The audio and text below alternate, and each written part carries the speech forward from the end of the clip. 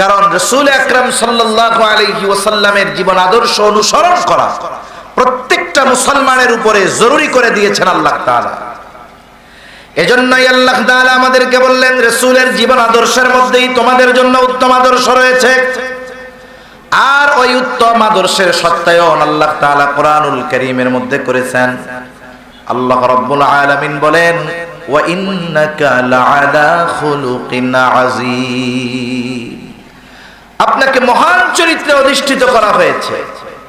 আর আমার আপনার নবীর এই উত্তম আখলাক, উত্তম চরিত্র শুধুমাত্র যে নবুয়তির পরে ছিল তা নয়, বরং নবীজির এই উত্তম চরিত্র নবুয়তির আগেও ছিল। জবান খুলে বলেন সুবহানাল্লাহ।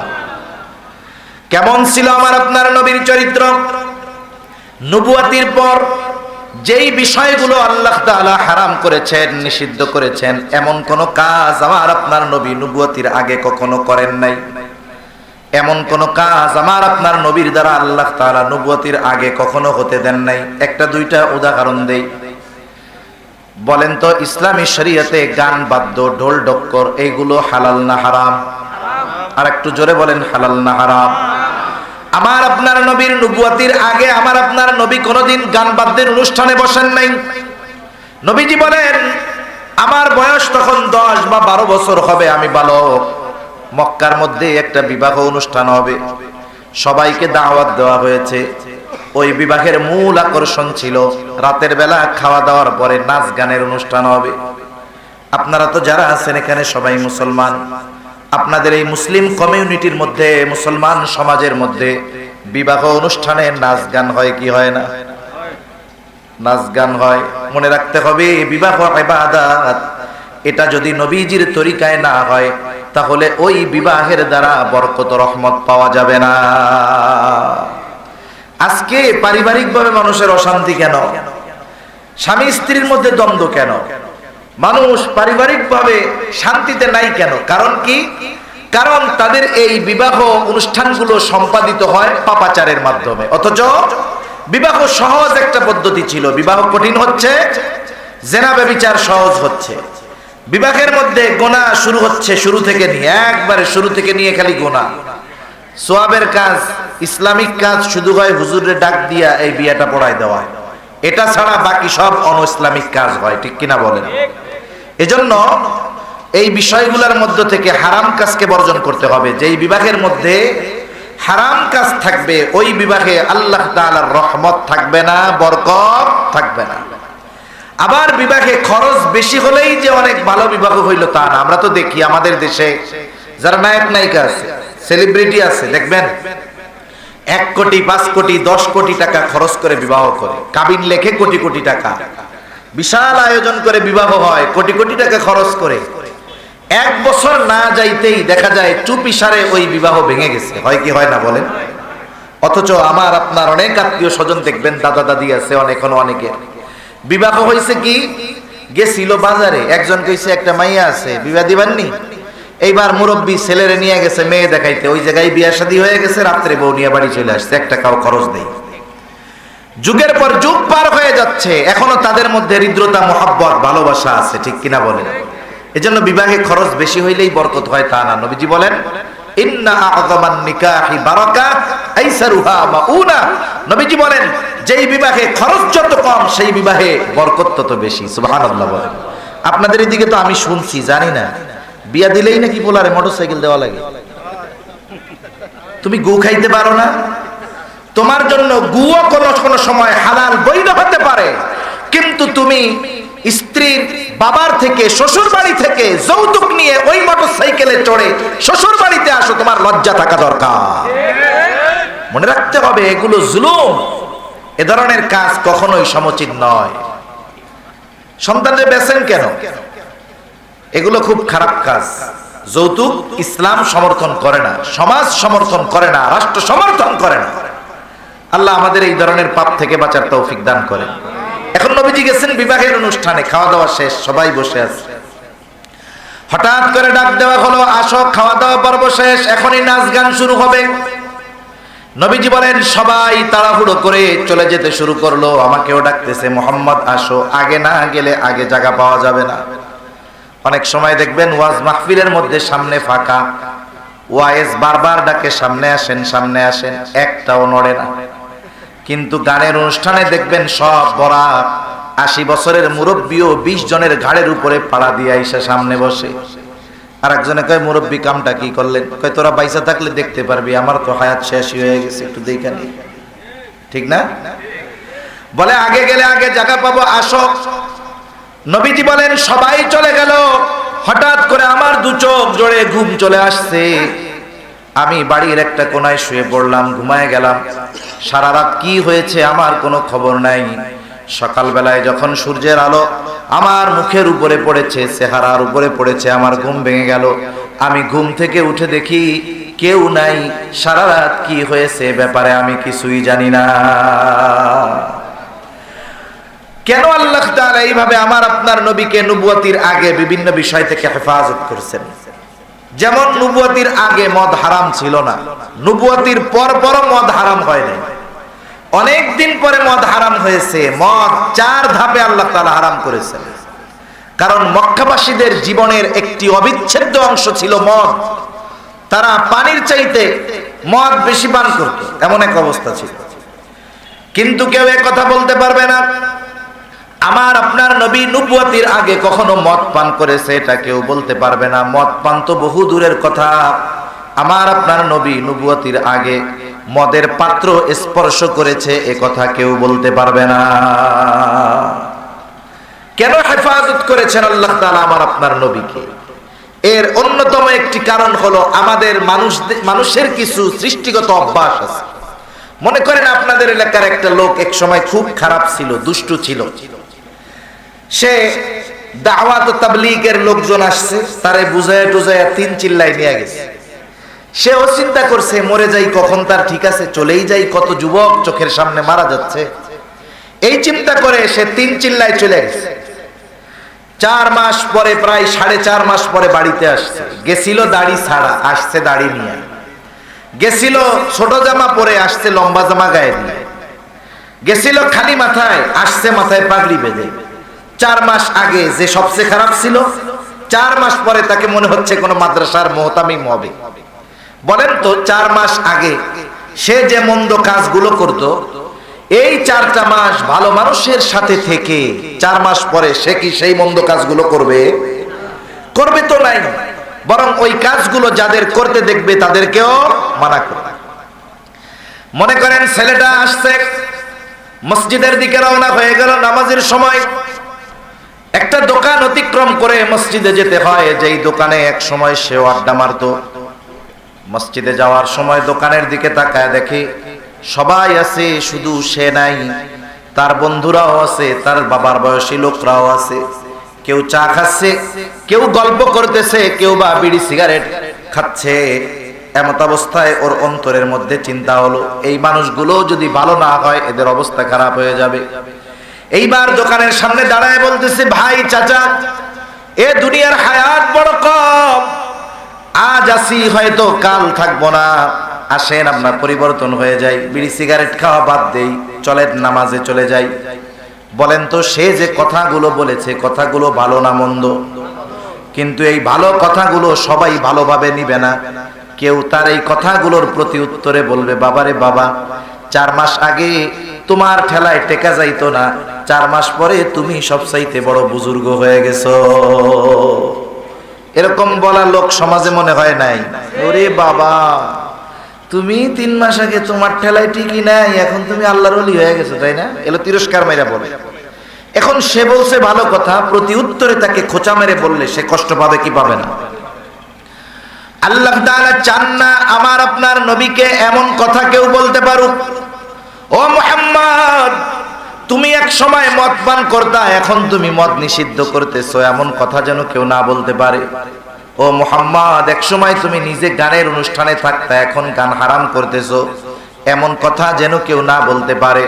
এই জন্য আমার আপনার নবীর নবুয়তির পরে আল্লাহ তাআলা যেই বিষয়গুলো নিষিদ্ধ করেছেন, ওই বিষয়গুলো আমার আপনার নবীর দ্বারা নবুয়তির আগে কখনো সংগঠিত হয় না।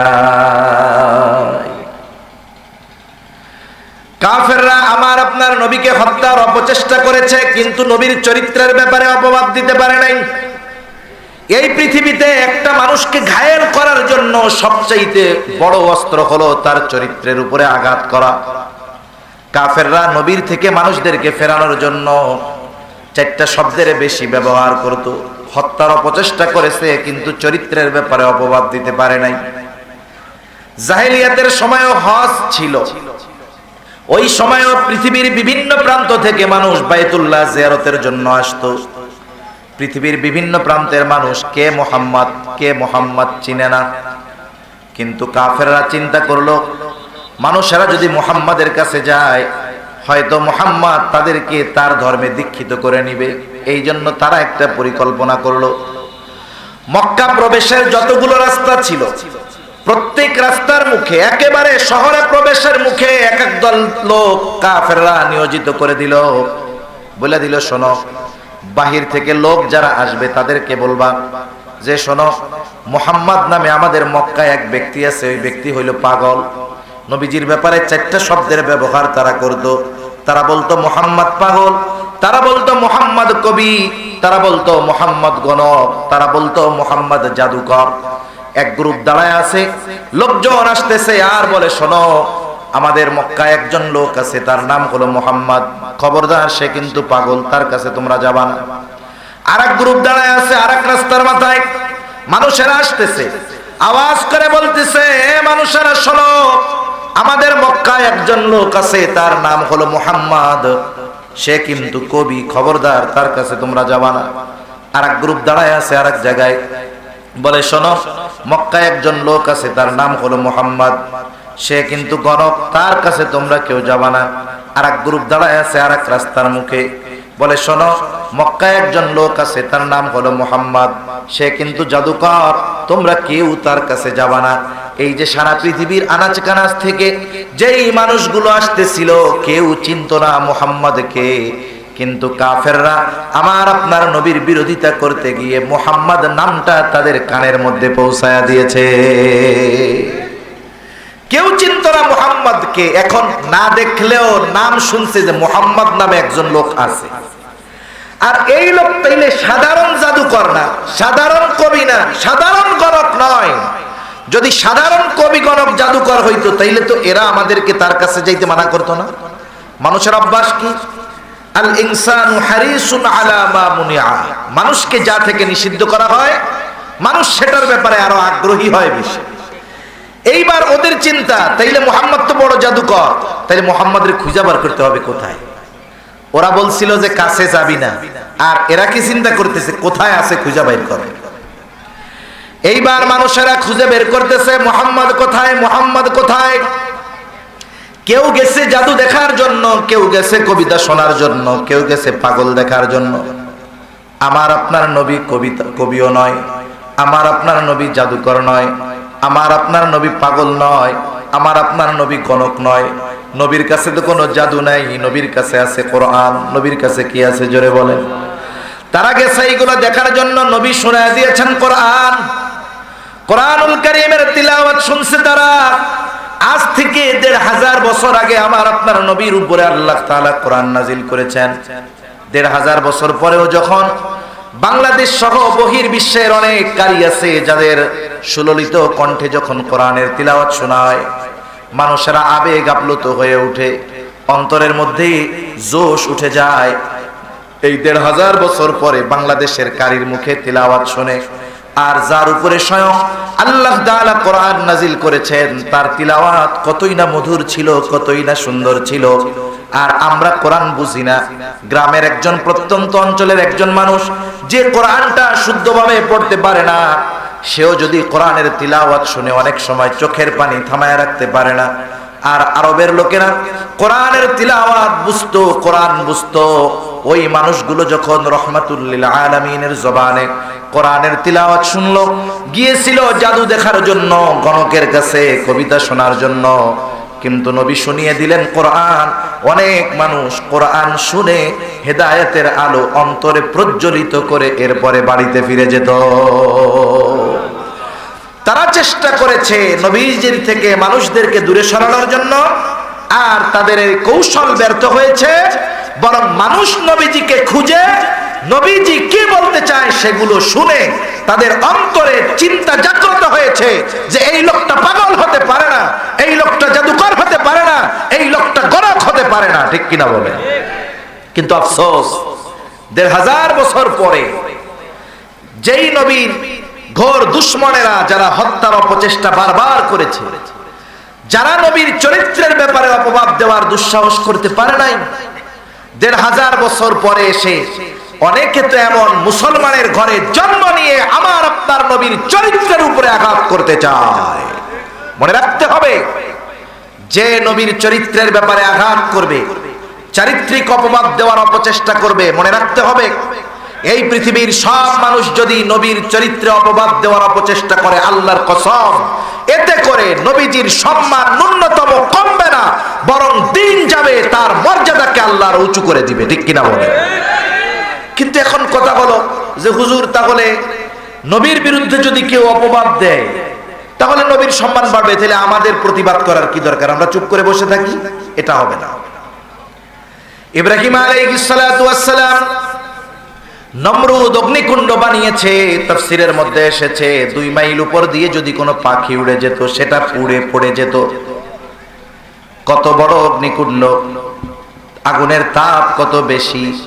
তাফসীরের মধ্যে এসেছে একটা ব্যাঙ পাশে একটা কুয়ার থেকে কুয়ার মধ্যে যায় আর আগুনের ওই বিশাল অগ্নিকুণ্ডের মধ্যে এসে প্রস্রাব করে দেয়, যেটা 2 মাইল উপর দিয়ে পাখি উড়ে গেলে পুড়ে যায়, ব্যাঙের প্রস্রাবে ওই আগুন নিভবে, এটা কল্পনাও করা যায় না।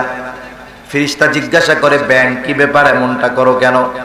ব্যাঙ জবাব দিল, শোনো, আল্লাহ তাআলা আমাকে এতটুকু সামর্থ্য দিয়েছে, এতটুকুর দ্বারাই আমি প্রচেষ্টা করতেছি যাতে করে কিয়ামতের দিন আল্লাহ তাআলা যদি জিজ্ঞাসা করে, ব্যাঙ রে, তোমার পাশেই তো আমার খলিলকে আগুনের মধ্যে ফেলে দেওয়া হয়েছিল, তুমি কি করেছিলা? আমি যেন সেই দিন আল্লাহ তাআলার কাছে বলতে পারি, আল্লাহ আপনি আমাকে প্রতিবাদের যতটুকু সুযোগ দিয়েছিলেন, সামর্থ্য দিয়েছিলেন, আমি আমার সর্বোচ্চটা দিয়ে আপনার খলিলকে সাহায্য করেছি। এজন্য আমার আপনার ঈমানের দাবি হলো, নবীজির ব্যাপারে যদি কেউ অপবাদ দেয় নবীর সম্মান কমবে না, কিন্তু আমরা যদি চুপ করে বসে থাকি কিয়ামতে নবীর শাফাআত পাওয়া যাবে না। সেজন্য আমরা এই বিষয়ে খুব আশাবাদী। তরুণ বলেন, যুবক বলেন, বৃদ্ধ বলেন, হয়তো নামাজ পড়ে না, শয়তানের ধোঁকায় গুনাহ করে, কিন্তু এখনো হৃদয়ের মণিকুঠায় রাসূলুল্লাহ সাল্লাল্লাহু আলাইহি ওয়াসাল্লামের জন্য এই প্রজন্মের তরুণ যুবক মুসলমান এদের এতটুকু ভালোবাসা কমপক্ষে আছে যে নবীর ব্যাপারে কেউ যদি কিছু বলে, কেউ ঘরে বসে থাকে না, জীবন দেওয়ার জন্য ময়দানে হাজির হয়ে যায়। ঠিক কিনা বলে? এটা আমাদের জন্য একটা আশা জাগানিয়া একটা বিষয়, কিন্তু আরো অগ্রসর হওয়ার দরকার সামনের দিকে। আমাদের নবীর চরিত্রের ব্যাপারে যে সমস্ত অপবাদ বর্তমান দুনিয়ার কাফেররা দিয়ে থাকে, একটা দুইটা একটু আপনাদের সাথে আলোচনা করি। কষ্ট হচ্ছে না তো? আলহামদুলিল্লাহ বৃষ্টি তো নামতেছে না, বৃষ্টি নামলে আমি কষ্ট দিব না। একটা অপবাদ দেয় যে মুহাম্মদুর রাসূলুল্লাহ সাল্লাল্লাহু আলাইহি ওয়াসাল্লাম সম্পদের লোভে খাদিজাকে বিবাহ করেছে। নাউজুবিল্লাহ বলেন। ওনার বয়স ছিল 25 বছর আর খাদিজার বয়স 40 বছর। এর আগে খাদিজার 2 জায়গায় বিবাহ হয়েছে, 2 জন স্বামী ইন্তেকাল করেছে। খাদিজার অনেক সম্পদ ছিল, মুহাম্মদ এই সম্পদের লোভে খাদিজাকে বিবাহ করেছে। নাউজুবিল্লাহ বলেন। কিন্তু ইতিহাস কি বলে? ইতিহাস বলে খাদিজার বয়স 37 বছর। এর আগে 2 জন স্বামী মারা গেছে, তিনি স্বামীদের থেকে কিছু সম্পদ পেয়েছেন, ওনার বাবার কিছু সম্পদ, এগুলো মিলিয়ে উনি ব্যবসা শুরু করে দিয়েছেন। তৎকালীন সময়ে আরবের মধ্যে উনি একজন প্রসিদ্ধ ব্যবসায়ী ছিলেন। শুধু তাই না, উনি একজন পুত পবিত্র নারী ছিলেন। এজন্য জাহেলিয়াতের সময়ও খাদিজার উপাধি ছিল তাহেরা, পুত পবিত্রা। সুবহানাল্লাহ বলেন। এমন একজন নারী ছিলেন। ওনার বয়স তখন 37 বছর। উনি ওনার ব্যবসার ইতিহাসে সবচাইতে বড় কাফেলা পাঠাবেন সিরিয়াতে, এক্সপোর্ট ইম্পোর্টের ব্যবসা। তার মানে মক্কা থেকে কিছু মাল নিয়ে বিক্রয় করবেন সিরিয়ায়, সিরিয়া থেকে আবার কিছু মাল কিনবেন যেগুলো মক্কার বাজারে মানুষের চাহিদা আছে। বিশাল কাফেলা প্রেরণ করবেন। উনি একজন বিশ্বস্ত মানুষ তালাশ করতেছিলেন। ওই সময় আমার আপনার নবীর বয়স হলো মাত্র 22 বছর। কয় বছর? ওই সময় আমার আপনার নবীর উপাধি ছিল আল আমিন, আস-সাদিক, আমানতদার, সত্যবাদী। ওই সময় খাদিজা খুঁজতেছে একজন আমানতদার, বিশ্বস্ত মানুষ। আবু তালেবের কানে এই খবর গেছে। আবু তালেব আমার আপনার নবীকে গিয়ে বলতেছে, মুহাম্মদ, ওই বছর মক্কায় দুর্ভিক্ষ চলতেছিল, বলতেছে মুহাম্মদ, খাদিজা তো একজন বিশ্বস্ত মানুষ খুঁজতেছে তার ব্যবসার জন্য, তোমার বিশ্বস্ততার ব্যাপারে সকলে অবগত আছে, তুমি গিয়ে খাদিজাকে বলো যে তুমি এই কাফেলার দায়িত্ব নিতে চাও, তাহলে খাদিজা তোমার এই প্রস্তাবে রাজি হয়ে যাবে। আমার আপনার নবীজি বলতেছেন, আমি এই কাফেলার দায়িত্ব নিতে পারি, তবে আমি গিয়ে খাদিজাকে প্রস্তাব দিতে পারবো না। খাদিজা যদি আমাকে প্রস্তাব দেয় দায়িত্ব নেওয়ার জন্য, তাহলে আমি সেটা ভেবে দেখব। কারণ কি? কারণ হলো, একটা হলো যেচে দায়িত্ব নেওয়া, আর একটা হলো দায়িত্ব চাপায়া দেওয়া। বলেন তো তফাৎ আছে না নাই? সজাগ আছেন তো আপনারা? তাকবীর দেন একটা, নারায়ে তাকবীর। হইলো না তো? আর একটু জোরে, নারায়ে তাকবীর। মাশাআল্লাহ। একটা হলো দায়িত্ব নেওয়া, আর একটা হলো দায়িত্ব চাপিয়ে দেওয়া। আমি যদি কোনো দায়িত্ব আপনাদের কাছ থেকে জোর করে চেয়ে নেই, দায়িত্ব চেয়ে নেওয়ার পরে ওই দায়িত্ব পালন করতে গিয়ে যদি আমি ব্যর্থ হই, আপনারা কি আমাকে বাহবা দিবেন না তিরস্কার করবেন? তিরস্কার করবেন। কি বলবেন? আরে হুজুর, পারো না কাম করতে, লাভ দিয়া দায়িত্ব নিয়ে নিছ। কিন্তু আপনারা আমাকে দায়িত্ব দিতে চান, আমি বলছি ভাই দায়িত্ব আমি নিতে পারবো না। আপনারা সবাই বলতেছেন আপনি নেন, আমরা দেখব। এখন যদি এই দায়িত্ব পালন করতে গিয়ে কোনো ত্রুটি বিচ্যুতি অনিচ্ছায় হয়ে যায়, আপনারা আমাকে দোষারোপ করতে পারবেন না। তখন আমি কি বলবো? বলবো যে আমি তো দায়িত্ব নিতে চাই নাই, আপনারা চাপায়া দিছেন কেন? ঠিক কিনা বলেন? কিন্তু যদি আমি দায়িত্ব চেয়ে নেই, তাহলে এ কথা বলার সুযোগ আমার আছে নাই। তাহলে একটা হলো দায়িত্ব চেয়ে নেওয়া, আর একটা হলো দায়িত্ব চাপায়া দেওয়া। পবিত্র কোরআনুল কারীমের একটা সূরা আছে, সূরার নাম হলো সূরা লোকমান। হযরত লোকমান নবী ছিলেন না? তাফসীরের মধ্যে আসছে ওনার ব্যাপারে হাদিস যে আল্লাহ তাআলা ওনাকে নবুয়ত এবং হিকমত দুটো থেকে একটা বেছে নেওয়ার সুযোগ দিয়েছেন। একটা হলো নবুয়ত, আর একটা হলো হিকমত। হযরত লোকমান হিকমত গ্রহণ করেছেন, নবুয়তকে গ্রহণ করেন নাই। কিন্তু প্রত্যেকটা নবী পরিপূর্ণ হিকমতওয়ালা। প্রশ্ন করা হলো, লোকমান, নবুয়তের মতো মর্যাদাপূর্ণ বিষয় গ্রহণ করার সুযোগ থাকার পরেও কেন আপনি হিকমতকে গ্রহণ করলেন? নবুয়ত গ্রহণ করলে তো হিকমত এমনিই পেয়ে যাইতেন। তখন তিনি বললেন, আল্লাহ তাআলা যদি আমাকে স্বেচ্ছায় নবুয়ত দেওয়ার ইচ্ছাই পোষণ করতেন, তাহলে আমাকে বেছে নেওয়ার সুযোগ দিতেন না, সরাসরি আমাকে তিনি নবুয়ত প্রদান করতেন। এখন যদি আমি নিজের থেকে নবুয়তি দায়িত্ব গ্রহণ করতাম, তাহলে এই দায়িত্ব পালন করতে গিয়ে যদি কোনো ত্রুটি বিচ্যুতি হয়ে যাইত, তাহলে আল্লাহ তাআলার সামনে জবাবদিহিতার কাঠগড়ায় আমাকে দাঁড়ানো লাগতো। আর যদি নিজের থেকে তিনি আমাকে নবুয়ত দিয়ে দিতেন, তাহলে ওই দায়িত্ব পালনে যত ব্যবস্থাপনা দরকার সব ব্যবস্থাপনা যিনি গ্রহণ করতেন তিনি কে? আরেকটা উদাহরণ দিই, তাহলে বুঝতে সহজ হবে।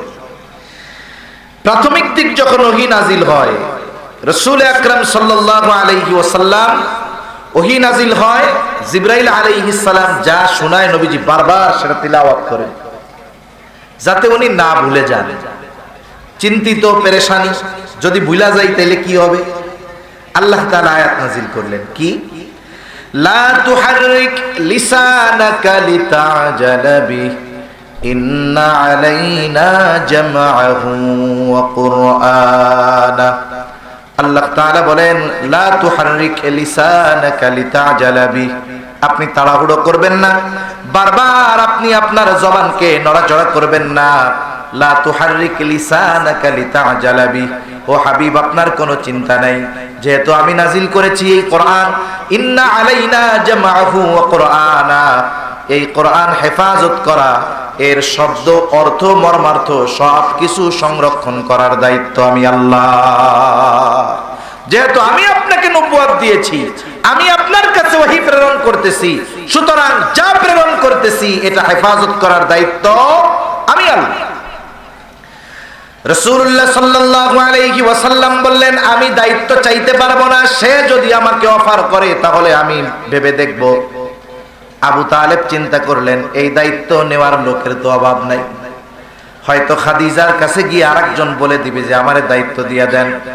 এই চিন্তা করে আবু তালেব খাদিজার কাছে গিয়ে বলে, খাদিজা, শুনলাম আপনি নাকি আপনার এক ব্যবসায়ী কাফেলার জন্য একজন জিম্মাদার নিযুক্ত করতে চান, আমার ভাতিজা মুহাম্মদকে সেই দায়িত্বটা দিতে পারেন। খাদিজার চেহারা হাস্য উজ্জ্বল হয়ে উঠল। তিনি বলেন, মুহাম্মদ যদি এই দায়িত্ব নেয়, তার চাইতে উত্তম আমানতদার আর কে হতে পারে? তবে একটা বিষয়, খাদিজা, আমার ভাতিজা এই দায়িত্ব গ্রহণ করতে পারে যদি আপনি তাকে প্রস্তাব দেন, তাহলে সে রাজি হবে। খাদিজা তখন কি বলছে শুনেন। খাদিজা তখন বলে, আবু তালেব শুনে নেন, মুহাম্মদ ব্যতীত অন্য কেউ যদি আমাকে এই কথা বলতো, আমি কশ্চিন কালেও মুহাম্মদ ব্যতীত অন্য কাউকে আমি আমার পক্ষ থেকে কখনোই প্রস্তাব দিতাম না।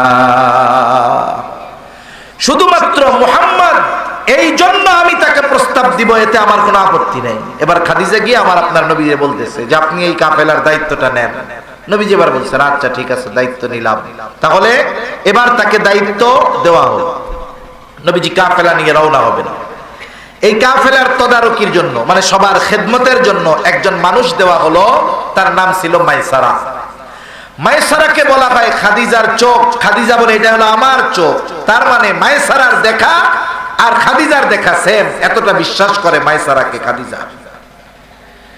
সফর শেষ হলো, নবীজি মক্কা থেকে সিরিয়ায় গেলেন। প্রায় দ্বিগুণ লাভে যেই পণ্যগুলো নিয়ে গেছেন ওগুলো বিক্রয় করলেন। আবার সিরিয়া থেকে পণ্য কিনে আনলেন মক্কায়। মক্কায়ও যেই পণ্যগুলো আনলেন প্রায় দ্বিগুণ লাভে তিনি বিক্রয় করলেন। রাসূল আকরাম সাল্লাল্লাহু আলাইহি ওয়াসাল্লামের এই সফর শেষ হয়ে গেল। খাদিজা মাইসারার কাছে গোটা সফরের কারগুজারি ঘটনা শুনতে চায়। মাইসারা খাদিজাকে গোটা সফরের ঘটনা শোনায় দিল। স্পেশাল ভাবে নবীর ব্যাপারে কয়েকটা কথা বলছে। এক নাম্বার বিষয় বলতেছে, খাদিজা, আকাশব্যাপী কোথাও কোনো মেঘ নাই, গোটা আকাশ মেঘমুক্ত। প্রচন্ড গরমের মধ্যে আমরা যখন পথ চলতাম, মুহাম্মদ যখন আমাদের সাথে থাকতো, সব সময় আমরা দেখতাম এক খণ্ড মেঘ সূর্যকে আড়াল করে আমাদেরকে সর্বক্ষণ ছায়া প্রদান করত। সিরাতের কিতাবে আসছে, এটা মূলত মেঘ ছিল না, এটা ছিল দুইজন ফেরেশতার ডানা। এই ডানা দিয়ে তারা নবীজিকে ছায়া প্রদান করত। মাইসারা বলে, আর একদিন মুহাম্মদ শুয়েছে এক গাছের ছায়ায়। স্বাভাবিকভাবে সূর্য যখন স্থান পরিবর্তন করবে, গাছের ছায়াটাও সরে যাবে, কিন্তু এমনটা হয় নাই। সূর্য সরে গেল, গাছের ছায়া সরে নাই, বরং গাছ ঝুঁকে বাঁকা হয়ে আমার আপনার নবীকে ছায়া প্রদান করতে থাকলো। সুবহানাল্লাহ। আর একদিন নবীজি বিশ্রাম নিচ্ছেন। মাইসারাকে একজন পাদ্রী ডেকে বলে, ওই লোকটাকে, যুবকটাকে। সব পরিচয় নেওয়া হলো। এইবার মাইসারাকে ওই পাদ্রী বলতেছে, ওই যুবকটা ভবিষ্যতের নবী হবে। এইবার এই কথাগুলো যখন খাদিজার কাছে এসে মাইসারা বলল, স্বাভাবিকভাবে খাদিজা আমার আপনার নবীর প্রতি একটু আকৃষ্ট হয়ে গেলেন। তার প্রতি মোহাব্বত, ভালোবাসা জেগে উঠল। খাদিজা প্রতিজ্ঞাবদ্ধ হয়েছিল তিনি আর বিবাহ শাদী করবেন না। তিনি দেখতেও সুন্দরী ছিলেন, বিদুষী একজন নারী ছিলেন। আল্লাহ রাসূল সাল্লাল্লাহু আলাইহি ওয়াসাল্লাম হাদিসের মধ্যে এসেছে, এই পৃথিবীর মধ্যে শ্রেষ্ঠ চারজন নারী, তার মধ্যে একজন হলো খাদিজাতুল কুবরা রাদিয়াল্লাহু তাআলা আনহা, যাকে স্বয়ং আল্লাহ তাআলা সালাম জানিয়েছেন। সুবহানাল্লাহ। শুনেন, এই পৃথিবীর, বলে না, এই পৃথিবীর অর্ধেক পুরুষ অর্ধেক নারী, ঠিক না? একটা কবিতা আছে এরকম, কি জানি, অর্ধেক পুরুষ অর্ধেক নারী। আসলে বিষয়টা এমন নয়। এই পৃথিবীর 100% অবদান নারীর। কেন? এই পৃথিবীর অর্ধেক নারী, বাকি অর্ধেক পুরুষ জন্ম দিয়েছে, তাও নারী। সুবহানাল্লাহ বলে। এজন্য নারীর সম্মান অনেক বেশি। আসলে কিছু নারীবাদী আছে, এরা নিজেদের সম্মান বুঝে না। ইসলাম নারীদেরকে যে সম্মান দিয়েছে, এটা দুনিয়ার অন্য কোন জীবন দর্শন নারীদেরকে এই পরিমাণ সম্মান দেয় নাই। তা খাদিজাতুল কুবরা রাদিয়াল্লাহু তাআলা আনহা বিবাহ করবেন না, বিভিন্ন রাজা বাদশাহ ওনাকে বিবাহের প্রস্তাব দিয়েছে। বান্ধবীদের মজলিসে খালি মুহাম্মাদের প্রশংসা করতেছে। যখন মুহাম্মাদের প্রশংসা করতেছে, বান্ধবীরা বলতেছে তোমার মনে হয় মুহাম্মাদকে খুব পছন্দ হয়।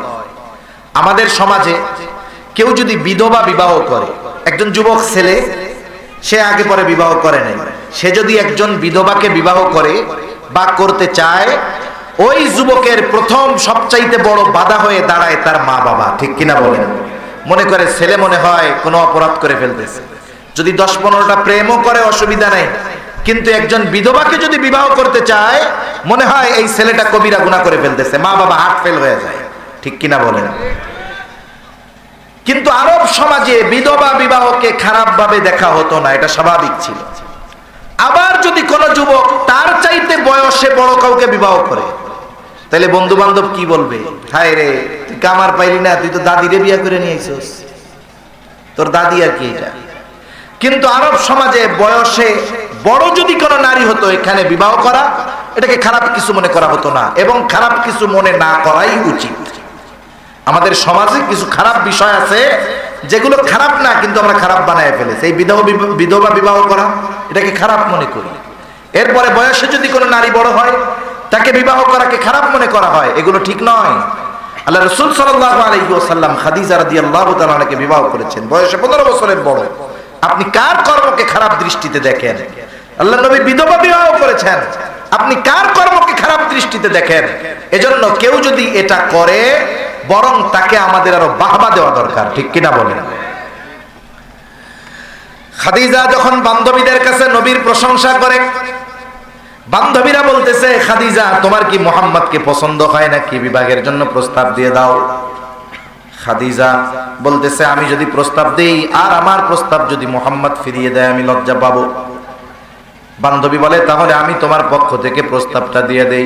খাদিজা বলে, প্রস্তাব দিবা, অনুমতি দিলাম, তবে আমি যে তোমাকে অনুমতি দিয়েছি এটা যেন মুহাম্মদ না বুঝতে পারে।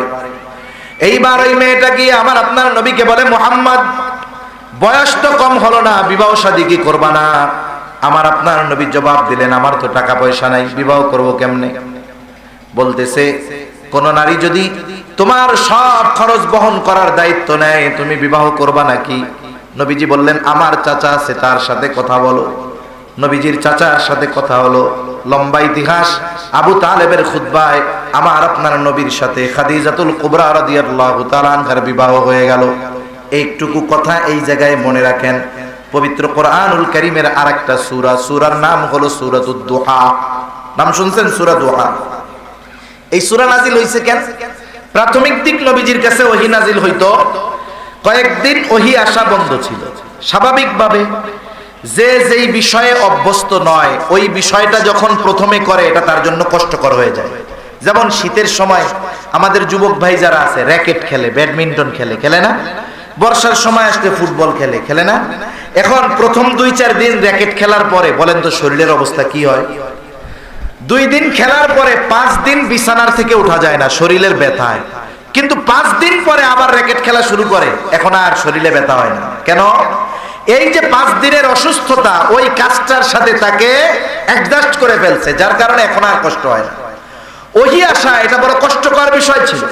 নবীজির কাছে যখন ওহী আসতো, নবীজি ঘেমে যাইতেন। শুধু তাই না, যেই বাহনের উপরে থাকতেন, উটের উপরে, ওহীর ওজনে ওই উট জমিনের উপরে বসে পড়তো। তাহলে কত কষ্টকর একটা বিষয় ছিল। প্রাথমিক দিক কিছুদিন ওহী আসার পরে কিছুদিন ওহী আসা বন্ধ, নবীজি অসুস্থ, তাহাজ্জুদের সময় উঠতে পারেন না। একজন দুশ্চরিত্রের নারী সে বলা শুরু করলো যে মুহাম্মাদের খোদা মুহাম্মদকে ভুলে গেছে, নাউজুবিল্লাহ বলে। আবার বলতেছে, মুহাম্মাদের কাছে সেই শয়তানটা আর আসে না।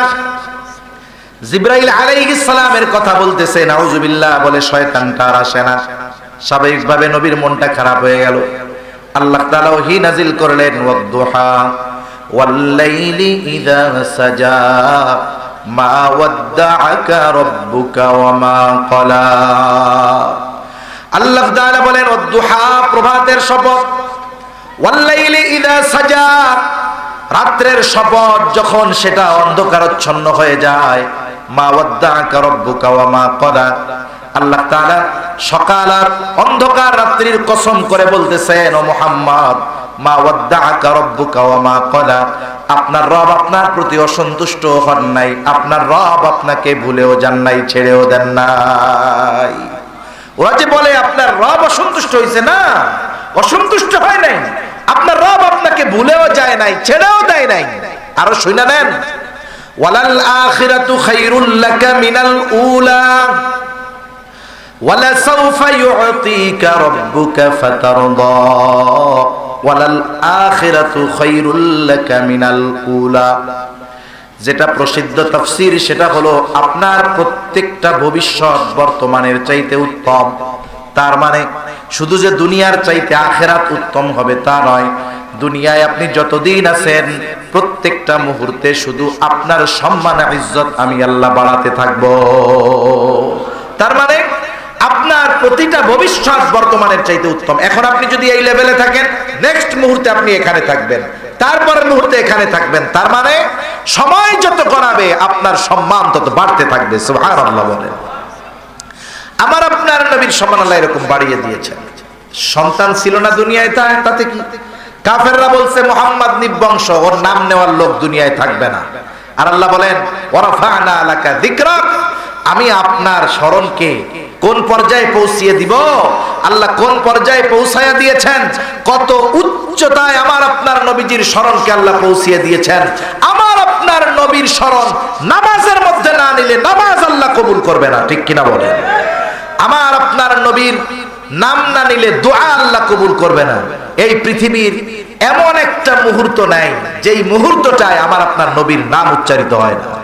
ফজরের আজান শুরু হয় ইন্দোনেশিয়া থেকে নিয়ে এক টানা 9 ঘন্টার উপরে শুধু ফজরের আজান চলে। এই যে আপনারা বাংলাদেশের উত্তর পশ্চিম কোণায়, একেবারে দক্ষিণ পূর্ব কোণায় যেখানে সেন্ট মার্টিন দ্বীপ অবস্থিত, ওইখানে যখন মাগরিবের আজান হয় তার প্রায় 15-16 মিনিট পরে আপনাদের এখানে মাগরিবের আজান হয়। তার মানে একবারে ওই কোণা থেকে নিয়ে এই কোণা পর্যন্ত গোটা বাংলাদেশের ভূখণ্ডে 18 থেকে 20 মিনিট একটা আজান চলতে থাকে, ঠিক কিনা বলেন? আল্লাহ তাআলা এই নিয়মতান্ত্রিকতায় বিশ্বের প্রত্যেকটা মুহূর্তে এই পৃথিবীর মধ্যে আমার আপনার নবীর নামকে উচ্চারণ করার ব্যবস্থা করে দিয়েছেন নিজের নামের সাথে। আল্লাহ তাআলা এরপরে বলেন ওয়ালা সাওফা ইউতিকা রাব্বুকা ফাতারদা, আপনাকে অচিরেই এমন কিছু দেওয়া হবে যাতে আপনি সন্তুষ্ট হয়ে যাবেন, খুশি হয়ে যাবেন। আমি লম্বা ব্যাখ্যায় যাচ্ছি না, বোঝানোর জন্য শুধু বলতেছি। এরপরে আল্লাহ তাআলা কেমন যেন বলতেছেন, ও আমার হাবিব, আপনার নবুয়তির আগে আপনার জীবনে অনেক কিছু অতিবাহিত হয়েছে। নবুয়তির আগেও তো আমি আল্লাহ আপনাকে ভুলে যাই নাই, আর নবুয়ত দেওয়ার পরে আমি আপনাকে ছেড়ে দিব, ভুলে যাব, অসন্তুষ্ট হব, এটা হতে পারে না। আল্লাহ তাআলা এরপরে আমার আপনার নবীকে প্রদত্ত কিছু গুরুত্বপূর্ণ নেয়ামতের কথা বলেছেন, যেগুলো নবুয়তির আগে আল্লাহ তাআলা প্রদান করেছেন। এক নাম্বারটা কি? আল্লাহ তাআলা কেমন যেন বলেন, হাবিব আপনি তো ইয়াতিম ছিলেন, ওই সময়ও আমি আল্লাহ আপনাকে ভুলে যাই নাই, আর নবুয়ত দিয়ে আমি আপনাকে ভুলে যাব। সেই কথাই আল্লাহ তাআলা বলেন, আলাম ইয়াজিদকা ইয়াতীমান ফাআওয়া ওয়া ওয়াজাদাকা দাল্লান ফাহাদা ওয়া ওয়াজাদাকা আইলান ফাআগনা। আল্লাহ তাআলা বলেন, আলাম ইয়াজিদকা ইয়াতীমান ফাআওয়া, তিনি কি আপনাকে ইয়াতীম অবস্থায় পান নাই? ইয়াতীম অবস্থায় পাওয়ার পর ওই অবস্থায় আপনাকে ছেড়ে দেন নাই, বরং তিনি আপনার উত্তম লালন পালনের ব্যবস্থা করেছে। আমাদের সমাজে একজন ছেলে দাদা ছেলের বাপ হবে, তাহলে দাদা যখন শুনে যে আমার পোলার পোলা হবে, খুশি হয় না বেজার হয়? বলেন তো। দাদি খুশি হয় না বেজার হয়? দাদি যদিও মহিলা, কিন্তু যখন শুনে যে আমার পোলার পোলা হইব তখন হেতেও খুশি হয়, ঠিক কিনা বলেন? কত খুশি সবার মনে। ডাক্তার বলছে 2 মাস পরে আপনার ছেলের ঘরের ছেলে হবে, আপনি দাদা হয়ে যাবেন। হঠাৎ করে এই মুহূর্তে যিনি দাদা হবেন তার ছেলে, অর্থাৎ যেই বাচ্চা পেটে আছে তার বাবা ইন্তেকাল করেছে। বলেন তো, এই যে ছেলের ঘরের ছেলে হওয়ার যে আনন্দ ছিল, ছেলে মারা যাওয়ার পরে এই আনন্দ আর থাকবে? তখন কি করবে? কপালে ভাঁজ পড়ে যাবে। চাচাদের আনন্দ থাকবে না, দাদা দাদির আনন্দ থাকবে না, বরং উল্টা কি করবে? ছেলের বউকে বলবে, যা যা বাপের বাড়ি যা, ভাগ, তোকে খাওয়াইবো কেডা? তোর পোলা দুনিয়া আসার আগেই আমার পোলা শেষ, তোর পোলা তো একটা কুলক্ষই না, কুফা। এরকম বলার লোক তো সমাজে নাই, আলহামদুলিল্লাহ। আছে না নাই? জোরে বলেন। তাহলে দেখেন, সন্তান মারা যাওয়ার কারণে অনাগত ওই সন্তানের প্রতি আর মহব্বত নাই, ভালোবাসা নাই। দাদাও বোঝা মনে করে, দাদিও বোঝা মনে করে, চাচাও বোঝা মনে করে, চাচিও বোঝা মনে করে। কিন্তু আমার আপনার নবী যখন মাতৃ করবে, তখন আমার আপনার নবীর বাবা ইন্তেকাল করেছেন। স্বাভাবিকভাবে তখনও এরকম ছিল,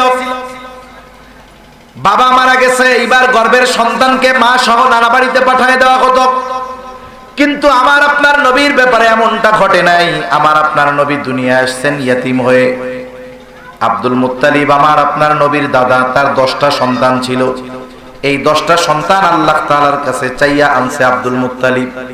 ঐতিহাসিকেরা বলে, আব্দুল মুত্তালিবের 10 সন্তান জন্ম নেওয়ায় আব্দুল মুত্তালিব যত খুশি হয়েছে, তার চাইতে আমার আপনার নবীর জন্মে আব্দুল মুত্তালিব অগণিত গুণ বেশি খুশি হয়ে গেছে। অথচ জাহেলিয়াতের সময় নিয়ম অনুযায়ী দাদার চিন্তিত হওয়ার কথা ছিল, কিন্তু দাদা খুশি হয়েছে কেন? কারণ ইয়াতিম নবীর প্রতি মুহাব্বত আব্দুল মুত্তালিবের অন্তরে যিনি ঢেলে দিয়েছেন তিনি কে? জোরে বলেন কে? আল্লাহ। আমার আপনার নবী ইয়াতিম হওয়ার কারণে কখনো তিরস্কারের সম্মুখীন হন নাই। গেছেন হালিমাতুস সাদিয়ার ঘরে, সেখানেও মহব্বত, বরকত, রহমত সব। আমেনার কাছে আবার আসছেন, আমেনা মারা গেছে, 6 বছর বয়স নবীজি। এবার অভিভাবক হলেন আব্দুল মুত্তালিব দাদা। 2 বছর পরে তিনিও মারা গেলেন। এরপরে অভিভাবক হলেন আবু তালেব। আবু তালেব আমার আপনার নবীকে কত মহব্বত করতেন। সিরাতবিদরা লেখেন, যারা নবীজির জীবনী লিখেছেন তারা লেখেন যে আবু তালেব তার সন্তানদেরকে যত মুহাব্বত করত, তার চাইতে বেশি মুহাব্বত আমার আপনার নবীকে করত। সুবহানাল্লাহ। ওই কথাই আল্লাহ স্মরণ করিয়া দিয়ে বলেন, হাবিব, আরে আপনি যখন ইয়াতিম ছিলেন, আমি আল্লাহ আপনার জন্য লালন পালনের ব্যবস্থা করেছি, সবার অন্তরে মুহাব্বত আমি আল্লাহ ঢেলে দিয়েছি। অথচ আপনার বাবার কোনো সম্পদ ছিল না, টাকা পয়সা ছিল না, এরপরেও সকলে আপনাকে মুহাব্বত করত। এর কারণ কি? কারণ হলো আপনি ইয়াতিম নবীর মুহাব্বত আমি সকলের অন্তরের মধ্যে ঢেলে দিয়েছি। এরপরে আল্লাহ তাআলা বলেন, ওয়াজাদাকা দাল্লান ফাহাদা। আপনি সঠিক পথ চিনতেন না, সঠিক পথ সম্পর্কে আপনি অনবগত ছিলেন, আমি আপনাকে সঠিক পথ চিনিয়ে দিয়েছি। দাল্লুন শব্দের 2টা অর্থ, একটা হলো পথ অচেনা, আর একটা হলো পথভ্রষ্ট। 2টার মধ্যে তফাৎ আছে। একটা হলো আপনাকে সঠিক পথ বলে দেওয়ার পরেও আপনি যদি সেই পথে না চলে অন্য পথে যান, আপনি পথভ্রষ্ট। কিন্তু আপনি সঠিক পথ চিনেন না, আপনাকে সঠিক পথটা চিনিয়ে দেওয়া হলো, আপনি তাহলে এই পথ সম্পর্কে অনবগত ছিলেন।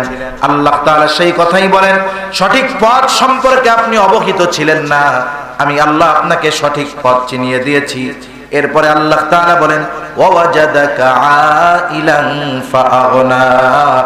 আপনি অভাবী ছিলেন, নিঃস্ব ছিলেন, আমি আল্লাহ আপনাকে ধনী বানায় দিয়েছি। এই আয়াতের তাফসিরে মুফাসসিরিনে কেরাম লিখেন যে আমার আপনার নবীর আসলেও টাকা পয়সা কিছুই ছিল না, কিন্তু খাদিজার সাথে বিবাহের মাধ্যমে নবীজি ধন সম্পদওয়ালা হয়ে গেছে। কেমনে? বিবাহ যেই রাত সম্পাদিত হলো, এইবার খাদিজা আমার আপনার নবীকে বলতেছে, এখন সম্পর্ক আগে যা ছিল তা তো নাই, এখন স্বামী স্ত্রীর সম্পর্ক। খাদিজা বলতেছে, মুহাম্মদ, এতকাল আপনার সাথে আমার সম্পর্ক ছিল একরকম, আজকে থেকে আপনার সাথে আমার সম্পর্কটা আর একরকম। আজকে থেকে আমি হলাম আপনার অধীনস্থ। আপনি শুনে নেন, আমার যত সম্পদ আছে আমি স্বেচ্ছায় আমার সব সম্পদের মালিকানা আপনাকে দিয়ে দিলাম, মালিক বানায় দিলাম। আপনি যেভাবে খুশি, যেখানে খুশি, যত খুশি ব্যয় করবেন, আমার কোনো দাবি নাই, কারণ সব সম্পদের মালিকানা আজকে থেকে আমি আপনাকে দিয়ে দিয়েছি।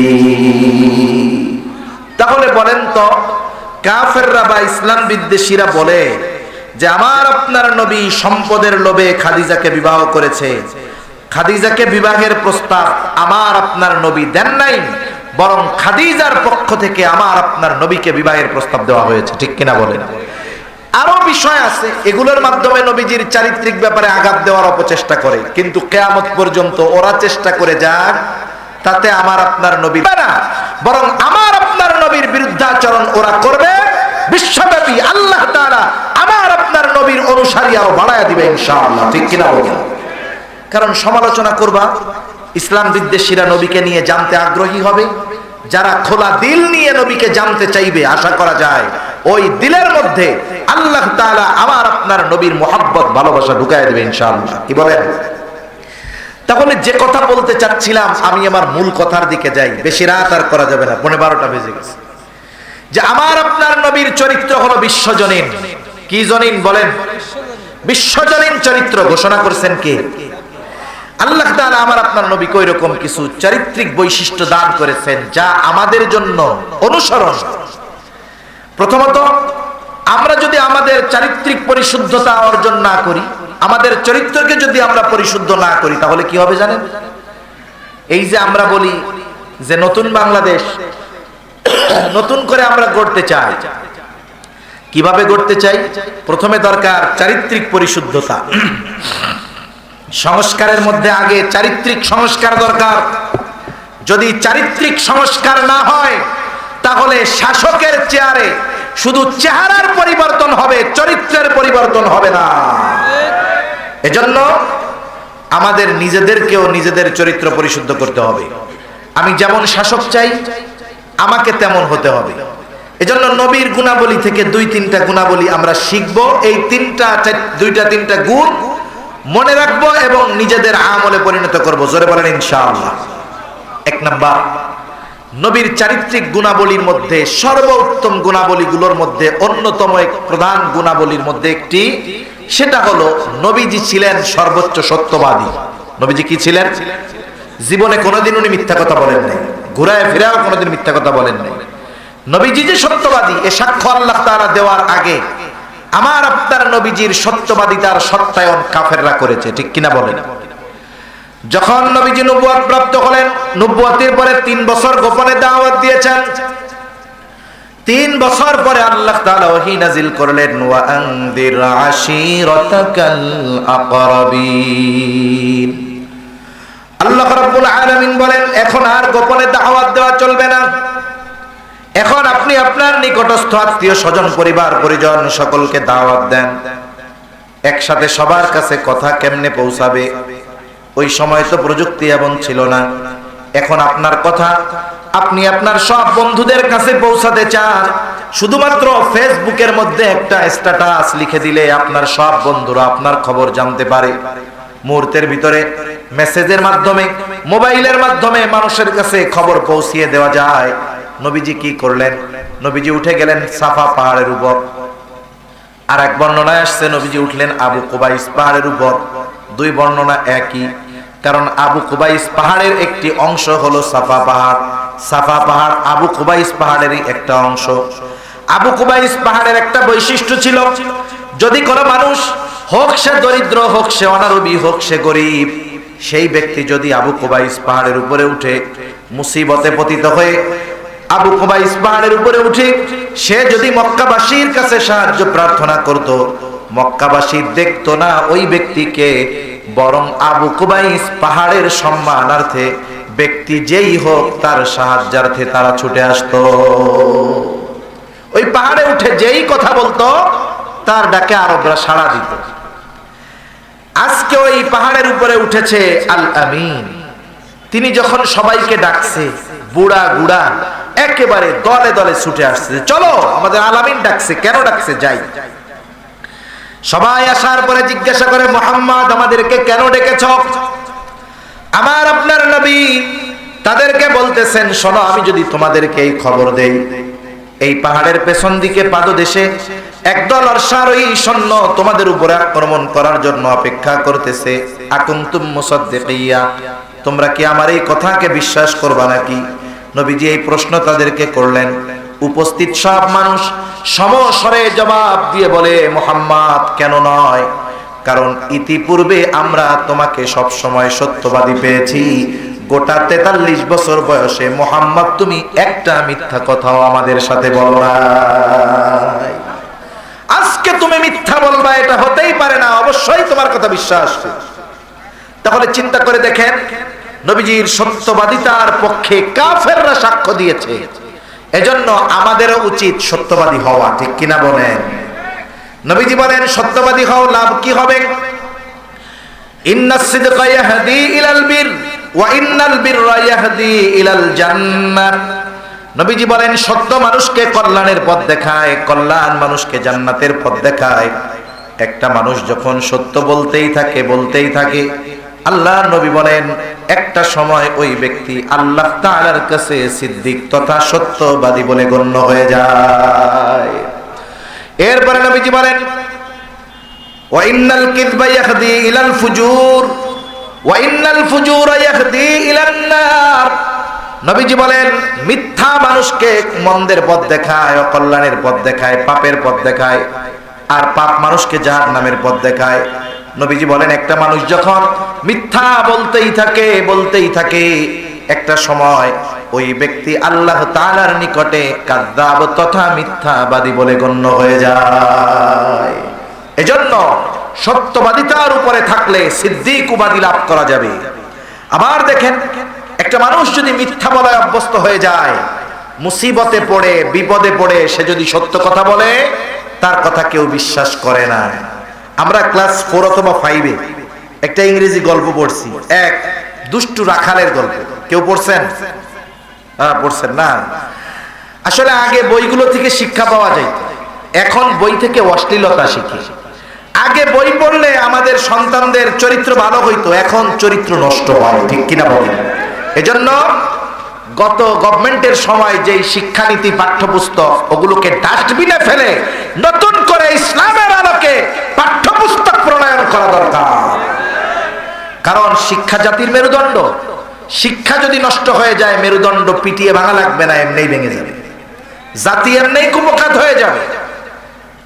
তা গল্পের মধ্যে কি পড়ছি, একদিন রাখাল উঠে বলতেছে বাঘ বাঘ বাঘ বাঘ, আশেপাশের সব মানুষ লাঠি ছোটা নিয়ে আসছে। বাঘ কইরে? আমি তো তোমাদের সাথে একটু মজা করলাম। প্রথম দিন গেছে, আর একদিন এরকম ডাকছে। আজকে ডাক সবাই শুনছে কিন্তু সবাই আসে নাই, কয়েকজন আসছে। কইবা? বলে মজা করছি তোমাদের সাথে। মানুষরা বিরক্ত হয়ে চলে গেছে। তৃতীয় আর একদিন সত্যই বাঘ এসেছে। এইবার গাছের উপরে উঠে গলা ফাটায় ডাকতেছে বাঘ বাঘ বাঘ। আগে 2 দিন মিথ্যা বলছে কিন্তু আজকে তো সত্য বলতেছে নাকি? কিন্তু বলেন তো আজকে কেউ আসছে? আর কেন আসে নাই? কারণ আগে 2 দিন মিথ্যা কথা বলছে, ও মিথ্যাবাদী হিসাবে প্রসিদ্ধ হয়ে গেছে। এজন্য ও যদি এখন আল্লাহর কসম 100 বার কইরাও কয়, ওর ওই সত্য কথা কেউ বিশ্বাস করবে। এটা উপদেশ লেখা ছিল নিচে, ডু নট টেল এ লাই, মিথ্যা কথা বইল না। তাহলে বোঝা গেল নবীজি সর্বোচ্চ সত্যবাদিতার গুণে গুণান্বিত ছিলেন। আমরা সেই নবীর উম্মত, আমাদেরকেও সত্যবাদিতার পূর্ণ গুণ অর্জন করার দরকার আছে না নাই? কিন্তু আফসোস সমাজে সত্য নাই, মানুষ মিথ্যা বলায় অভ্যস্ত। মোবাইল হওয়ার কারণে অনিচ্ছায় অনেক মানুষ মিথ্যা কথা বলে ফেলে। এই ধরনের কাজগুলো আমরা করব না, সর্বদা সত্যের উপরে অটল অবিচল থাকবো, বলেন ইনশাআল্লাহ। 2 নম্বর, নবীজির 3টা গুণের কথা বলছি, শেষ হয়ে যাবে এখন। 2 নম্বর, নবীজির হৃদয়ে সর্বোচ্চ দয়া মায়া ছিল। নবীজির হৃদয়ে সর্বোচ্চ মহব্বত ছিল, সেটা মানুষের জন্য, সেটা পশু পাখির জন্য ছিল। মানুষের প্রতি হৃদ্রতা, মহব্বত, ভালোবাসা নবীজির সর্বোচ্চ ছিল। আল্লাহ রাসূল সাল্লাল্লাহু আলাইহি ওয়াসাল্লাম এক হাদিসের মধ্যে বলেন, একজন দুশ্চরিত্রা নারী, প্রসিদ্ধ ঘটনা, সে একটা কুকুরকে পানি পান করানোর কারণে আল্লাহ তাকে মাফ করে দিবেন। আরেকটা ব্যক্তি, আরেকটা মহিলা বিড়াল বাইদা রাখছে, খাইতেও দেয় না, ছাড়েও না, এটা মারা গেছে। নবীজি বলেন এই কারণে আল্লাহ তাকে শাস্তি দিবে। তাহলে একটা প্রাণীকে কষ্ট দেওয়ার কারণে যদি শাস্তি হয়, আমি যদি মানুষকে কষ্ট দেই, বলেন তো শাস্তি বেশি না কম? এজন্য একে অপরের প্রতি মহব্বত, ভালোবাসা, হৃদ্রতা, এটা আমাদের জাগ্রত করতে হবে। এক মুমিনের অপর মুমিনের প্রতি ভালোবাসা থাকতে হবে, মানুষের সাথে সহাবস্থান হবে শান্তিপূর্ণ। শুধু তাই না, আপনার প্রতিবেশী যদি একজন অমুসলিম হয়, তার সাথে সদাচরণের নির্দেশ আমার আপনার নবী দিয়েছে। আয়েশা সিদ্দিকা রাদিয়াল্লাহু তাআলা আনহা বলেন, ইয়া রাসূলুল্লাহ, আমার 2 জন প্রতিবেশী একজন ইমানদার আর একজন কাফের, আমি কাকে প্রতিবেশী হিসাবে প্রায়োরিটি দিব, অগ্রাধিকার দিব? নবীজি এই কথা বলেন নাই তুমি মুসলমানকে প্রতিবেশী হিসাবে অগ্রাধিকার দিবা, নবীজি এমনটা বলেন নাই। নবীজি বললেন, শোনো, যার দরজা তোমার দরজার বেশি কাছে, তুমি প্রতিবেশী হিসাবে তোমার কাছে সে সবচাইতে বেশি পাওনা। এজন্য একজন অমুসলিমের সাথেও আমি খারাপ আচরণ করব না, ছোটদের সাথে ভালো আচরণ করব। নবীজি বলেন, মাল্লাম ইয়ারহাম সগীরানা ওয়ালাম ইউক্কির কাবীরানা ফালাইসা মিন্না। নবীজি বলেন, যে ছোটকে স্নেহ করে না আর যে বড়কে সম্মান করে না, নবীজি বলেন সে আমার উম্মত নয়। এখানে একটা বিষয় আছে, গুরুত্বপূর্ণ একটি বিষয় আছে। নবীজি আগে বলেছেন যে ছোটকে স্নেহ করে না, তার মানে আমি আপনি ছোটর থেকে সম্মান তখন পাবো যখন আমি ছোটকে স্নেহ করব, ঠিক কিনা? অনেক সময় আমরা ছোটদের কাছে সালাম আশা করি। একজনের ছেলে আমারে সালাম দেয় নাই, আমি তো মুরব্বী, এখন সালাম দেয় নাই, তোর বাপের কাছে যায় কই, পোলা তো মানুষ বানাইতে পারো নাই। বা মাদ্রাসার শিক্ষকের কাছে গিয়ে বলি, হুজুর কি পড়াইছেন, এগুলো সালাম কালাম দেয় না, সব বেয়াদব। কে এই আচরণ করছে? অমকে। এবার ও যে সালাম দিল না, শিক্ষক তারে ডাক দিয়া নিয়ে পিটানি দিল মুরব্বীকে সালাম না দেওয়ার কারণে, ঠিক কিনা বলি না? শিক্ষক বলল, শোনো, মুরব্বীদের সাথে দেখা হইলে সালাম দিবা। বলেন তো, পরবর্তীতে যদি ওই মুরব্বীর সাথে ওই বাচ্চার দেখা হয়, সালাম দিবে তো? অবশ্যই দিবে, দিবে না? দিবে। কিন্তু মনে মনে দোয়া করবে, বুইড়া রে, তোরে সালাম না দেওয়ার কারণে তুই হুজুরের মার খাওয়াইছস। মনে মনে উপরে বলবে আসসালামু আলাইকুম, মনে মনে বলবে আল্লাহ মরে না কেন, বললে তো দাওয়াত খেতে পারতাম, ঠিক কিনা কোন? আপনি যদি এই আচরণ না করে, সে আপনাকে সালাম দেয় নাই, মুরব্বীরা কষ্ট নিয়েন না, বলতেছি আর, আপনাকে সালাম দেয় নাই, আপনি এই ভুলটা না ধরে আপনি তারে জোরে সালাম দেন, আসসালামু আলাইকুম। একদিন দুই দিন দেন না, তৃতীয় দিন আপনি রাস্তা দিয়ে হেঁটে যাবেন, ও মাঠে খেলাধুলা করবে, আপনি রাস্তা দিয়ে হেঁটে যাচ্ছেন, আপনাকে দেখার পরে দৌড় দিয়ে গিয়ে সালাম দিবে, আসসালামু আলাইকুম চাচা, ভালো আছেন? বলেন তো, আপনি বিচার দিয়া তাকে পিটানি খাওয়াইয়া সালাম পাইলেন, আর সালাম দিয়ে আপনি তার থেকে সালাম পাইলেন, বলেন তো দুই সালাম পাওয়ার মধ্যে পার্থক্য আছে না নাই? এজন্য মূল বিষয়টা হলো, যেই বড় ছোটকে স্নেহ করে না, সেই ছোট বড়কে সম্মান করে না। এজন্য আগে আমাদের ছোট যারা আছে এদেরকে আমাদের আদব শেখাতে হবে। আমি যেমনটা চাই তেমনটা তার সাথে করতে হবে। ছোট বাচ্চাদেরকে ছোটবেলা থেকে আমাদেরকে শিক্ষা দিতে হবে সালাম কালামের ব্যাপারে। আপনি যদি ছোট বাচ্চাদের সালাম দিতে থাকেন, ও এক সময় দেখবেন আপনি দরজা খুললেই সালাম দিচ্ছে। এই যে কর্মের দ্বারা আপনি তাকে অভ্যস্ত করলেন। ছোটদেরকে পিটাইয়া শেখানো যায় না, ছোটদেরকে মহব্বত, ভালোবাসা, হৃদ্রতা দিয়ে শেখাতে হয়। তাহলে যে কথার থেকে গেলাম, নবীজির অন্তরে ছিল হৃদ্রতা, মহব্বত, ভালোবাসা, ছোটদের জন্য ছিল, বড়দের জন্য ছিল।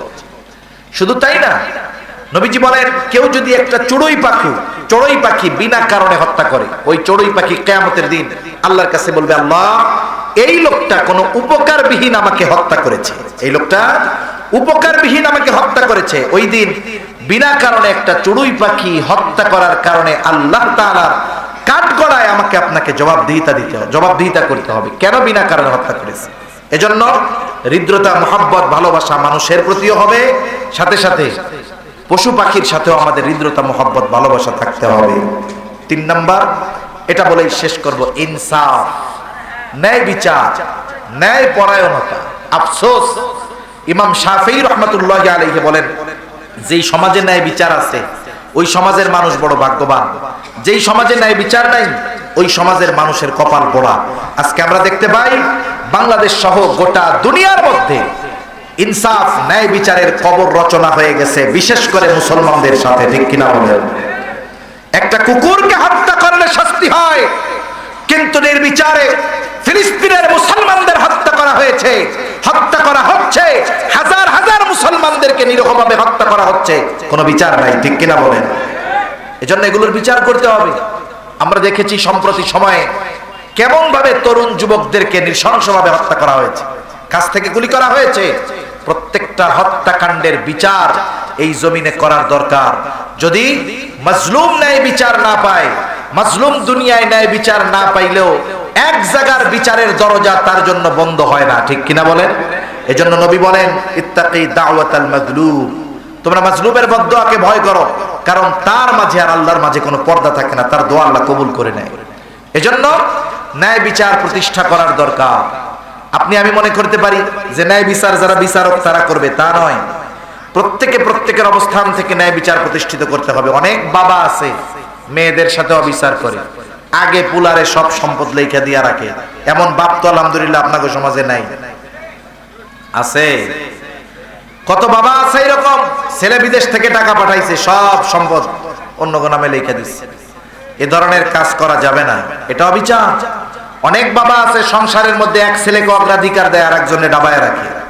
এই যে আপনি সংসারের মধ্যে অবিচার করতেছেন, সেজন্য প্রত্যেকের অবস্থান থেকে ন্যায়পরায়ণ হতে হবে। কারণ কি?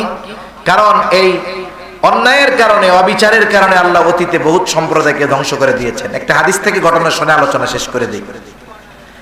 একদিন নবীজির কাছে একটা বিচার আসছে, চুরির বিচার, হাত কাটা হবে। একজন মহিলা চুরি করছে। মহিলা কুরাইশ বংশের। কোন বংশের? কুরাইশ বংশের প্রসিদ্ধ তিনটি গোত্র ছিল, শাখা ছিল। একটা হলো হাশেমি, একটা উমাইয়া, আর একটা মাখজুম। হাশেমি গোত্র হলো এই পৃথিবী আসমানের নিচে, জমিনের উপরে সবচাইতে সম্মানিত মর্যাদাপূর্ণ গোত্র হলো কুরাইশ বংশের হাশেমি গোত্র। এই গোত্রে আমার আপনার নবী দুনিয়ায় এসেছে। যে চুরি করছে মহিলা, সে হলো মাখজুম গোত্রের, কুরাইশ বংশের মাখজুম গোত্রের মহিলা, বংশ কুরাইশ। হাত কাটা হবে নবীজি হুজরার মধ্যে ভিতরে। সাহাবায়ে কেরাম চিন্তা করতেছে যে এই মহিলার যদি হাত কাটা হয়, কুরাইশ বংশের মহিলা, ইহুদিরা বলা বলি করবে, দেখ কুরাইশ বংশের মহিলা চুরি করে বেড়ায়। অনেক সময় আমাদের মধ্যে এই প্রবলেম আছে। এক গোত্রের বা এক বংশের একটা মানুষ অপরাধ করেছে, আমরা তার অপরাধকে তার দিকে ছুড়ে না দিয়ে গোটা বংশের উপরে বলি যে অমুক বংশের লোক, তোরা তো চোর সব। এরকম বলে কি বলে না? চুরি করছে যে অপরাধ তার। আপনি বাকি মানুষগুলোকে যখন চোরের অপবাদ দিলেন, আপনি তো অপবাদ দেওয়ার পাপ করলেন। ইসলাম থাকলে 80টা বেতের বাড়ি দেওয়া হইতো। ইসলামী শাসন ব্যবস্থা হলে 80টা বেতের বাড়ি দেওয়া হয়তো অপবাদ দেওয়ার কারণে। এখন সাহাবায়ে কেরাম চিন্তা করতেছে, নবীর বংশের লোক, স্বাভাবিক মোহাব্বত, যদি চুরির অপরাধে হাত কাটা যায়, কাফেররা তিরস্কার করতে থাকবে। কি করা যায়? নবীজি মনে হয় জানে না, নবীজিকে জানাই না যে উনি কিন্তু কুরাইশ বংশের মহিলা, তাইলে শাস্তিটা একটু কম দিতে পারে। উসামা বিন যায়েদ রাদিয়াল্লাহু তাআলা আন, উসামাকে ভিতরে পাঠিয়ে দেওয়া হলো, যাও তোমার নানার কাছে গিয়ে বলো, নানা যে মহিলা চুরি করছে সে হলো কুরাইশ বংশের মহিলা। উসামা রাদিয়াল্লাহু তাআলা আনহু নবীজির কাছে গিয়ে শুধু বললেন, নানা যেই মহিলা চুরি করেছে সে কুরাইশ বংশের মহিলা। এতটুকু বলায় নবীজি সাল্লাল্লাহু আলাইহি ওয়াসাল্লাম বুঝতে পারলেন কি বলতে চায় তারা। নবীজি হুজরা থেকে বের হয়ে গেলেন। তিনি বলতেছেন, আতাশফাউ মিন্নি, তোমরা কি আমাকে এমন বিষয়ের জন্য সুপারিশ করতেছো যেই বিষয়ের শাস্তি কার্যকর করার নির্দেশ আল্লাহ তাআলা আমাকে দিয়েছেন? এমন বিষয়ের জন্য কি সুপারিশ করতেছো? নবীজি এবার সাহাবায়ে কেরামের সামনে দাঁড়িয়ে উপস্থিত হয়ে খুতবা প্রদান করলেন। নবীজি বলতেছে, শোনো, তোমাদের পূর্বে আল্লাহ তাআলা অনেক সম্প্রদায়কে এই কারণে ধ্বংস করে দিয়েছেন যে তাদের মধ্যে যখন কোন শরীফ বংশের মানুষ, সম্ভ্রান্ত মানুষ চুরির অপরাধে আটক করা হতো, চুরির অপরাধে তাকে পাকড়াও করা হতো, তাকে ছেড়ে দেওয়া হতো, কারণ সে সম্ভ্রান্ত বংশের মানুষ, এই কারণে তাকে শাস্তি না দিয়ে ছেড়ে দেওয়া হতো। আবার যখন কোন দুর্বল একই অপরাধে আটক হতো, তার উপরে শাস্তি কার্যকর করা হতো। নবীজি বলেন, এই কারণে, এই অবিচারের কারণে, ন্যায় বিচার না করার কারণে আল্লাহ তাআলা তোমাদের পূর্বে বহুত সম্প্রদায়কে ধ্বংস করে দিয়েছে। এবার নবীজি কি বলেন? ওয়াইমুল্লাহ, আল্লাহর শপথ, লাউ আন্না ফাতিমাতা বিনতা মুহাম্মাদিন সারাকাত লাকাতাতু ইয়াদাহা। নবীজি বলেন, আল্লাহর শপথ, এই মহিলার জায়গায় যদি মুহাম্মাদের কন্যা ফাতেমাও চুরি করত, অবশ্যই অবশ্যই আমি তার হাতটা কেটে দিতাম। এর চাইতে ন্যায় বিচারের উপমা আর কি হতে পারে? আমরা তো দেখেছি, অতীতেও দেখেছি, এখনো দেখছি, ভবিষ্যতে আল্লাহ না করুক দেখতেও হতে পারে যে একজন মশা মেরে ফাঁসির জন্য অপেক্ষা করতেছে, আর একজন 7 মার্ডার কইরা জেলখানার মধ্যে জামাইয়া ধরে আছে। এরকম আছে না নাই? এরকম অবিচার যদি চলতে থাকে, একটা সময় আল্লাহ তাআলার গজব চলে আসবে। এজন্য আমাদের প্রত্যেককে 3টা গুণ অর্জনের কথা বললাম। 1 নাম্বার, আমরা সবাই সত্যবাদিতার গুণ অর্জন করব, বলেন ইনশাআল্লাহ। জীবন চলে যাক, মিথ্যা কথা বলবো না, কোন ধরনের মিথ্যাকে প্রশ্রয় দিব না, ঘরের মধ্যে বাচ্চাদের সাথেও মিথ্যা কথা বলবো না, সত্যের উপরে অটল অবিচল থাকার চেষ্টা করব। 2 নাম্বার, হৃদ্রতা, মোহাব্বত, ভালোবাসা বাড়াবো। এক মুমিনের সাথে আমার মতগত পার্থক্য থাকতে পারে, তার সাথে আমার চিন্তার পার্থক্য থাকতে পারে, সে যদি কাফের না হয় আমি তার উপরে কঠোরতা অবলম্বন করব না, বরং মুমিন হিসাবে তার প্রতি আমার মহব্বত, ভালোবাসা, সহানুভূতিশীলতা থাকতে হবে, ঠিক কিনা বলেন? আপনার দল ভিন্ন হতে পারে, আপনার বিপক্ষ দলের লোক হতে পারে, কিন্তু আপনি মুমিন ভাই হিসাবে তাকে সর্বোচ্চ মহব্বত করতে হবে। 3 নাম্বার, আমরা ইনসাফ প্রতিষ্ঠা করব। যদি আমাদের পরিবার থেকে ইনসাফ প্রতিষ্ঠা আমরা শুরু করতে পারি, ইনশাআল্লাহ এক সময় আমাদের দেশ সহ গোটা বিশ্বব্যাপী ইনসাফ প্রতিষ্ঠিত হবে। তাহলে আজকে আমরা কি শিখলাম? সব কিছু বাদ, এই 3টা বিষয় মনে রাখবো তো ইনশাআল্লাহ। এই 3টা গুণ আমরা অর্জন করবো তো ইনশাআল্লাহ। আল্লাহ সুবহানাহু ওয়া তাআলা আমাদেরকে নবীজির এই উত্তম গুণাবলী থেকে যেই 3টা গুণাবলী আমরা আলোচনা করলাম, এই 3টা গুণ পরিপূর্ণভাবে আমাদের জীবনের সাথে ফিট করার তৌফিক আল্লাহ দান করেন। সকলে বলি আমিন। ওয়া আখিরু দাওয়ানা আনিল হামদুলিল্লাহি রাব্বিল আলামিন। আসসালামু আলাইকুম ওয়া রাহমাতুল্লাহি ওয়া বারাকাতুহু।